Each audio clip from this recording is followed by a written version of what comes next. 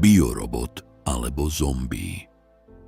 Život riadený zvykom, autoritou a naučeným programom. Základnou charakteristikou biorobotickej alebo zombie typu štruktúry psychiky je stav, v ktorom správanie človeka neurčuje vlastné vedomé rozhodovanie, ale naučené alebo nanútené kultúrne programy.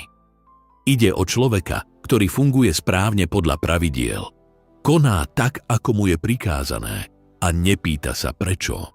Biorobot nežije zo zla, žije bez vedomého rozlišovania. Jeho správanie je riadené podľa nasledujúcej hierarchie. Na vrchole stoja zvyky, normy, procedúry, autority a takzvané oficiálne pravdy. Rozum takému jedincovi neslúži na hľadanie pravdy. Rozum mu slúži na racionalizáciu poslušnosti. Intuíciu má potlačanú, zosmiešňovanú a je dokonca považovaná za nebezpečnú. Typickou vnútornou logikou je alibizmus typu ja nič, ja len plním príkazy, alebo takto to proste funguje. Ja o tom nerozhodujem a to je politika alebo smernica alebo zákon. Zodpovednosť odovzdáva systému. Pozrime sa na vzťah biorobota k autorite. Biorobot potrebuje autoritu, aby sa cítil bezpečne, verí pečiatke viac než pravde a rešpektuje viac funkciu ako človeka. Tou autoritou môže byť štát, inštitúcia, líder, ideológia, vedecký konsenzus alebo väčšinový názor. Keď autorita povie vyskoč, biorobot sa opýta ako vysoko, nie prečo. Morálka a svedomie biorobota skoro nejestvuje. Svedomie je nahradené normou, je umlčané formuláciou, je to legálne. Morálne rozhodovanie tiež neexistuje, je delegované. Najnebezpečnejšou vetou biorobota je ja som len robil iba svoju prácu. Ako biorobot rieši konflikt medzi inštinktom a zvykmi.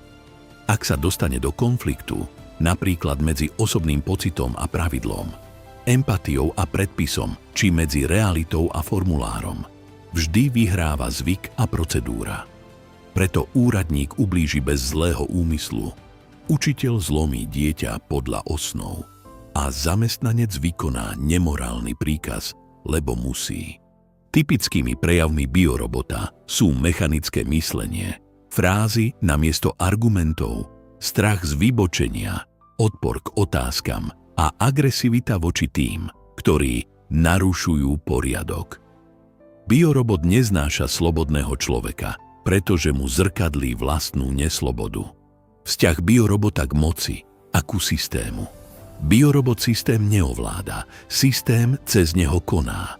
Biorobot je ideálnym nástrojom byrokracie, totalitných režimov, korporátnej moci a ideologických aparátov.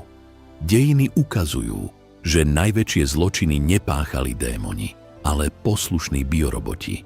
V ľudskej populácii tento typ psychiky je veľmi rozšírený, pretože škola odmeňuje poslušnosť a nie myslenie. Systém trestá iniciatívu a spoločnosť sa bojí zodpovednosti. Biorobot je produktom kultúry. Nie je to dané genetikou. Potenciál zmeny je možný, dokonca biorobot má celkom veľký potenciál prerodu. Ak začne klásť otázky, preberie osobnú zodpovednosť, prestane sa skrývať za autority a znovu si aktivuje svedomie. Prechod z biorobota na človeka je jedným z najťažších, ale najhodnotnejších krokov v živote. Biorobot je nebezpečný pre spoločnosť, lebo robí zlo bez nenávisti, ničí bez úmyslu a legitimizuje nespravodlivosť. Zvierací typ, ktorý sme predstavili v minulom videu, ničí chaosom. Démonický typ psychiky, o ktorom si povieme v jednom z nasledujúcich videí, ničí vedome. A biorobot ničí slušne a legálne. Ak sa vám toto video páčilo a prinieslo vám hodnotu, budeme radi za každý like. Nezabudnite sa prihlásiť na odber, klikni na subscribe, aby vám neušli ďalšie videá zo Slavianskej akadémie.